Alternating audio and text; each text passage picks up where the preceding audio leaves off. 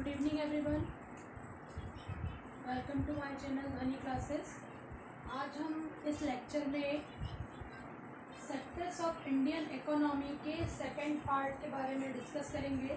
First part में मैंने आपको क्लासिफिकेशन ऑफ इंडियन इकोनॉमी के सेक्टर्स पूरे बता दिए इकोनॉमिक एक्टिविटी के अकॉर्डिंग, और दूसरा मैंने बताया था ऑनरशिप के अकॉर्डिंग। थर्ड जो मैंने आपको पूरा डिस्क्राइब किया था वर्किंग कंडीशन के अकॉर्डिंग। अब हम इसमें ये बात करेंगे। फर्स्ट टॉपिक यहाँ मैंने रिटर्न किया है, ब्लैक बोर्ड पे आप देख सकते हैं। पहला ये है कि इंटरडिपेंडेंट, यानी ये तीनों सेक्टर एक दूसरे से इंटरडिपेंडेंट कैसे हैं ना। Each sectors are interdependent to each other.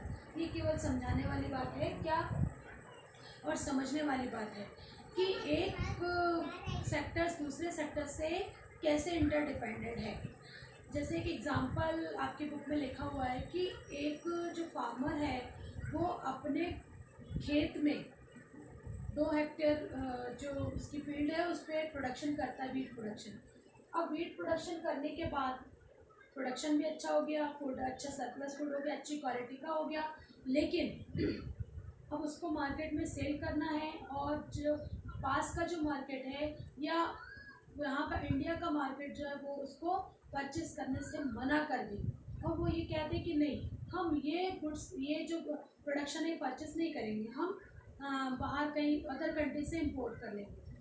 तो यहाँ पर क्या होगा, यहाँ पर ये होगा कि जो प्राइमरी सेक्टर है उसका जो प्रोडक्शन है वो कोई मतलब का नहीं रहेगा, और नेक्स्ट सीजन में वो फिर ग्रोन अप नहीं करेगा। तो कहने का मतलब है कि प्राइमरी सेक्टर किस पे डिपेंडेंट हो गया, सेकेंडरी सेक्टर पर, है ना। अगर मान लीजिए वो वीट का जो प्रोडक्शन हुआ है वो फ्लोर मिल में जाता है, बिस्किट बनाने वाली कंपनी में जाता है, तो वो अगर परचेस नहीं करे, मना कर दे, तो वो क्या होगा कि वो डायरेक्टली डिपेंडेंट है सेकेंडरी सेक्टर पर।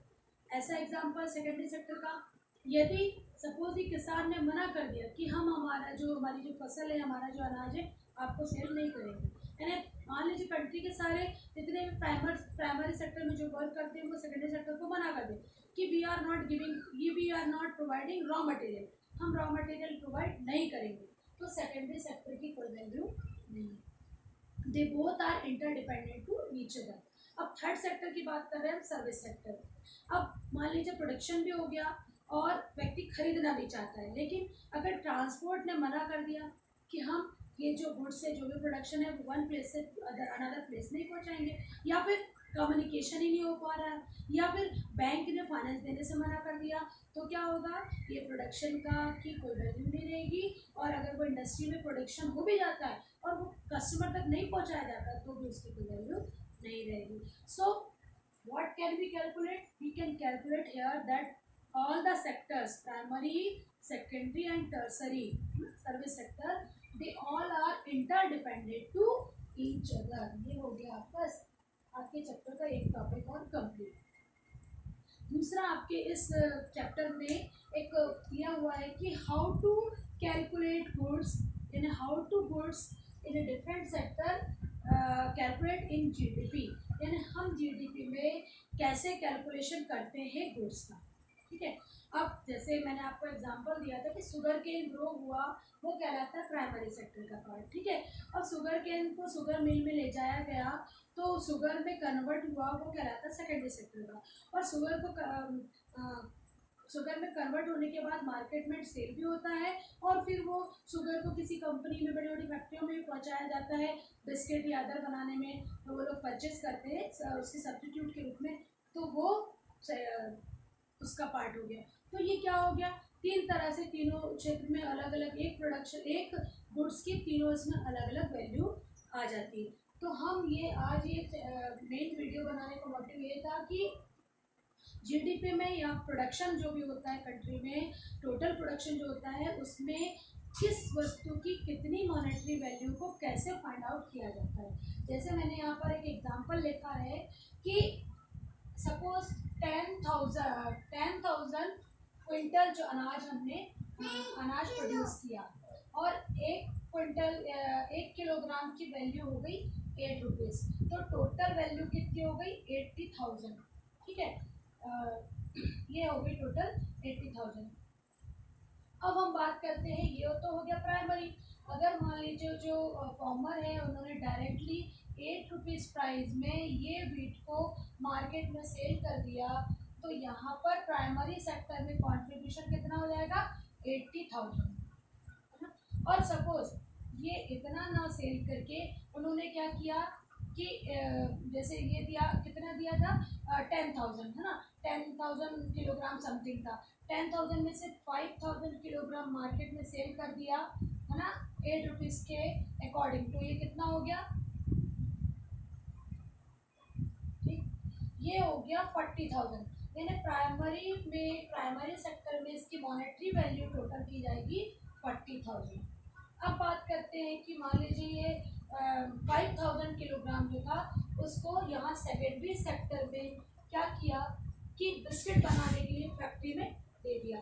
तो यहाँ पर सेकेंडरी सेक्टर में ये वाली मॉनेटरी वैल्यू को कैलकुलेट नहीं किया जाएगा। यहाँ पर कौन सी मॉनेटरी वैल्यू को कैलकुलेट किया जाएगा, यहाँ पे तो केवल वीट के प्राइस 8 रुपये थे, लेकिन यहाँ पे जो बिस्किट बनाया गया उसमें टोटल कॉस्ट लगी, यानी एक उसमें जैसे 8 रुपीज़ हो रहा था 1 kg में, यहाँ पर बिस्किट बनाने में, एक पैकेट बिस्किट बनाने में कितनी कॉस्ट लगी, 10 रुपीज़, है ना। तो यहाँ पर 10 रुपीज़ के अकॉर्डिंग यदि 5,000 किलोग्राम से कितने बिस्किट बनते हैं, अब यहाँ तो मैंने डायरेक्टली कैलकुलेट कर दिया था 5,000 किलोग्राम से 10 रुपीज़ को, तो यहाँ 50,000 हो रहा। सपोज अगर बिस्किट के पैकेट को कैलकुलेट करते हैं तो जितना कॉस्ट लगती है, एक्स्ट्रा कॉस्ट जो लगती है इसके अलावा, वो सेकेंडरी सेक्टर में कैलकुलेट किया जाएगा। यानी यहाँ पे केवल 5,000 कैलकुलेशन होगा, यहाँ पे जो भी कॉस्ट लगी वो कैलकुलेट होगा। और उसके बाद जब हम सर्विस सेक्टर में, इंडियन इकोनॉमी के सर्विस सेक्टर में कैलकुलेट करते हैं, तो जो फाइनल गुड्स है इसको हम एमआरपी रेट कहते हैं ना। आपने देखा होगा कि जो भी आप प्रोडक्ट परचेस करके लाते हैं उसमें एमआरपी रेट लिखा रहता है, लेकिन कई बार एमआरपी रेट का उसमें मैक्सिमम और मिनिमम भी दिया रहता है ना। कई ऐसी कंपनी रहती है जो सारे टैक्स वगैरह सब काट के देती है, तो शॉपकीपर आपको मना कर देगा कि हम इससे कम में नहीं देंगे क्योंकि हमें इतने में मिला, ठीक है। तो इस तरह से जो फाइनल गुड्स है उसको ऐड किया जाता है सर्विस सेक्टर में। फाइनल गुड्स का मतलब यहाँ प्रोडक्शन होने के बाद ट्रांसपोर्ट चार्ज, कम्युनिकेशन चार्ज, जो भी एक्स्ट्रा चार्ज लगे थे, सब चीज़ की कॉस्ट मिलाकर यहाँ पर उसकी मॉनेटरी वैल्यू कैलकुलेट की जाती है और फिर जीडीपी में इसको कैलकुलेशन होता है। तो ये तीनों सेक्टर में, प्राइमरी, सेकेंडरी और सर्विस सेक्टर के अलग अलग पार्ट को कैसे कैलकुलेट किया जाता है जीडीपी में, वो मैंने आज आपको बताया। इसमें न्यूमेरिकल में और भी बहुत सारे न्यूमेरिकल हैं, अगर आप चाहो तो और भी समझ सकते हैं। अगर आपको ये समझ में नहीं आया तो आप इसको कमेंट करके मुझसे पूछ लीजिएगा। इसके बाद एक और टॉपिक बचता है कि हिस्टोरिकल दिया हुआ है कि हिस्ट्री में यानी 1947 के बाद किस सेक्टर्स का क्या कंट्रीब्यूशन रहा है हमारे इंडियन इकोनॉमी में।